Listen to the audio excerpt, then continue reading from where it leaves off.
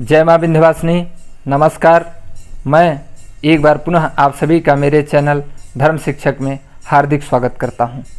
आज के इस वीडियो में हम बात करने वाले हैं माँ विंध्यवासिनी मंदिर के बारे में, जिससे संबंधित संपूर्ण जानकारी हम आपको देने वाले हैं, जिसमें माँ विंध्यवासिनी मंदिर का महात्म्य क्या है, माँ विंध्यवासिनी मंदिर के पीछे की पौराणिक कथाएँ क्या है, माँ विंध्यवासिनी मंदिर तक पहुँचने का सुगम रास्ता किस प्रकार से है, ये सारी बातें आज हम इस वीडियो में करने वाले हैं। माँ विंध्यवासिनी के नाम से विख्यात यह मंदिर 51 शक्तिपीठों में से एक उत्तर प्रदेश राज्य के मिर्ज़ापुर जिले में प्रयाग एवं काशी के मध्य विंध्याचल नामक तीर्थ है, जहाँ माँ विंध्यवासिनी निवास करती हैं। यह तीर्थ भारत के उन 51 शक्तिपीठों में प्रथम और अंतिम शक्तिपीठ है जो गंगा तट पर स्थित है। हालांकि कुछ विद्वानों ने इसे 51 शक्तिपीठों में ना शामिल करते हुए 108 शक्तिपीठों में जरूर शामिल किया है। पौराणिक मान्यताएं कहती हैं कि शक्तिपीठ वह स्थान है जहां मां सती के अंग गिरे थे, लेकिन विंध्याचल में शरीर का कोई अंग नहीं गिरा था, बल्कि यहां मां सशरीर निवास करती हैं, क्योंकि उन्होंने यह स्थान अपने रहने के लिए चुना था। शास्त्रों में वर्णित विंध्याचल पर्वत में विराजमान विंध्यवासिनी देवी को माता यशोदा और नंद बाबा की पुत्री योगमाया बताया गया है। भगवान श्री कृष्ण और योगमाया का जन्म एक ही समय में हुआ था। इस बात की जानकारी देवी दुर्गा ने अपने जन्म से पहले ही देवी देवताओं को दी थी। देवी विंध्यवासिनी ने ठीक उसी दिन जन्म लिया जिस दिन भगवान श्री कृष्ण का जन्म हुआ था। आकाश से हुई भविष्यवाणी ने कंस की मृत्यु देवकी और वसुदेव की 8वीं संतान को हाथों तय की थी। इससे भयभीत कंस ने अपनी ही बहन के सारे संतानों को मारने की प्रतिज्ञा ली। कंस 8वीं संतान के जन्म के इंतजार में था, पर भगवान की माया ने सारा खेल ही पलट दिया।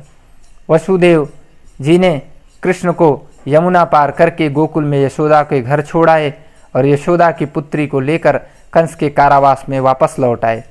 जब कंस को देवकी के 8वें संतान के जन्म के लेने का पता लगता है, तो वह उसे मारने के लिए उतावला होकर कारावास में पहुंच जाता है और उस पुत्री को उठाकर जैसे ही पत्थर में फेंकने की कोशिश करता है, वैसे ही विकराल रूप धारण करके माँ दुर्गा प्रकट होती हैं और भविष्यवाणी करती हैं कि कंस तुझे मारने वाला मथुरा में जन्म ले चुका है। उसके बाद वहाँ से आकर विंध्याचल पर्वत पर अपने विशाल रूप में आकर विराजमान हो गई। माँ विंध्यवासिनी को कृष्णानुजा भी कहते हैं, जिसका अर्थ होता है भगवान श्री कृष्ण की बहन। इसी बहन ने भगवान श्री कृष्ण की जीवन भर रक्षा की थी। इन्हीं योगमाया ने कृष्ण के साथ योग विद्या और महाविद्या बन कंस, चाणूर और मुष्टिक आदि शक्तिशाली असुरों का संहार कराया था। विंध्याचल पर्वत की कथा के बारे में अगर हम कहें तो माँ विंध्यवासिनी देवी दुर्गा के पराशक्ति रूपों में से एक हैं। देवी को यह नाम विंध्य पर्वत से मिला है। इस तरह विंध्यवासिनी का अर्थ है विंध्य में निवास करने वाली देवी। विंध्याचल सप्तकुल पर्वतों में से एक है। विंध्य पर्वत भारत के मध्य में अवस्थित है। यह उत्तर और दक्षिण भारत को अलग करने वाला पर्वत है। सप्त ऋषियों में से एक अगस्त ऋषि ने ही सर्वप्रथम विंध्याचल पर्वत को पार करके मध्य में से दक्षिण भारत जाने का मार्ग निकाला था। तब विंध्याचल पर्वत ने ऋषि के चरणों में झुकते हुए प्रणाम किया था। विंध्याचल पर्वत को प्रणाम करते हुए देख ऋषि अगस्त ने पर्वत को आशीर्वाद दिया था कि जब तक वे दक्षिण क्षेत्र से लौटकर वापस नहीं आते, तब तक वह ऐसे ही सिर झुकाकर खड़ा रहे। ऐसी मान्यता है कि यही कारण है कि विंध्याचल पर्वत आज तक सिर झुकाकर खड़ा है और अगस्त ऋषि का दक्षिण से वापस आने का इंतजार कर रहा है। विंध्याचल मंदिर में पहुंचकर विंध्यवासिनी माता मंदिर के अलावा अन्य प्रमुख मंदिर भी हैं, जिसे त्रिकोण परिक्रमा कहते हैं। यहाँ देवी के 3 प्रसिद्ध मंदिर हैं, माँ विंध्यवासिनी देवी मंदिर, काली खोह मंदिर और अष्टभुजा मंदिर।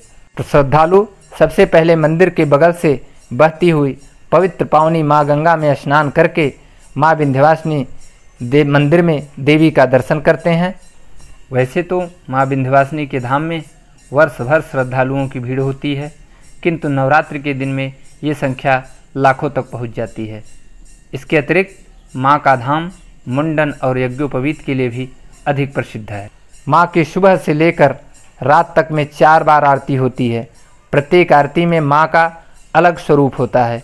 माँ भगवती का हर स्वरूप क्रमशः धर्म, अर्थ, काम और मोक्ष का प्रतीक माना जाता है।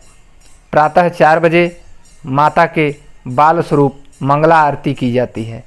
मध्याह्न 12 बजे माता की युवा स्वरूप राजश्री आरती की जाती है। सायं 7 बजे माता के प्रौढ़ावस्था दीपदान आरती की जाती है।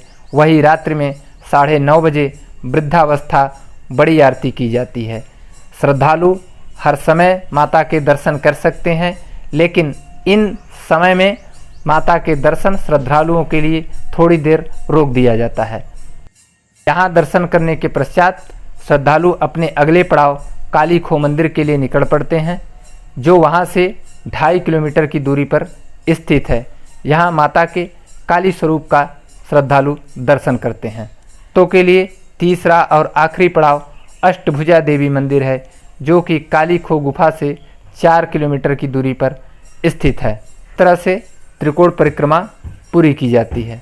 अब हम बात करते हैं किस तरह से विंध्याचल मंदिर में पहुंचा जाए। सबसे पहले सड़क मार्ग। सड़क से विंध्याचल पहुंचने का सबसे सुविधाजनक तरीका राष्ट्रीय राजमार्ग 2, जिसे दिल्ली कोलकाता रोड के रूप में जाना जाता है, नेशनल हाईवे 2 इलाहाबाद और वाराणसी के बीच, गोपीगंज या औराई दोनों में से किसी भी जगह से शास्त्री पुल के माध्यम से पवित्र नदी गंगा पार करने के बाद आप आसानी से विंध्याचल मंदिर तक पहुंच सकते हैं। रेल मार्ग की अगर हम बात करें तो नज़दीकी रेलवे स्टेशन विंध्याचल लगभग 1 किलोमीटर माँ विंध्यवासिनी मंदिर से है। विंध्याचल रेलवे स्टेशन बहुत ही व्यस्त दिल्ली हावड़ा मार्ग और मुंबई हावड़ा मार्ग पर स्थित है। हालांकि सभी नहीं, लेकिन उचित ट्रेनों की संख्या विंध्याचल रेलवे स्टेशन पर रुकती हैं। ट्रेनों के अधिक विकल्पों के लिए नज़दीक में मिर्ज़ापुर रेलवे स्टेशन है, जो विंध्याचल मंदिर से लगभग 9 किलोमीटर है।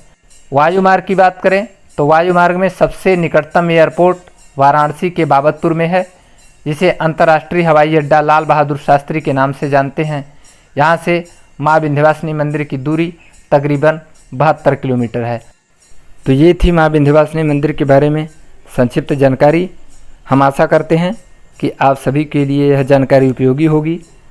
तो कृपया करके अगर आप हमारे इस चैनल पर नए हैं तो हमारे चैनल को सब्सक्राइब करें, ताकि भविष्य में इस तरह की जानकारी आप तक हम उपलब्ध करा सके। साथ ही आप हमारे वीडियो को शेयर करें, लाइक करें।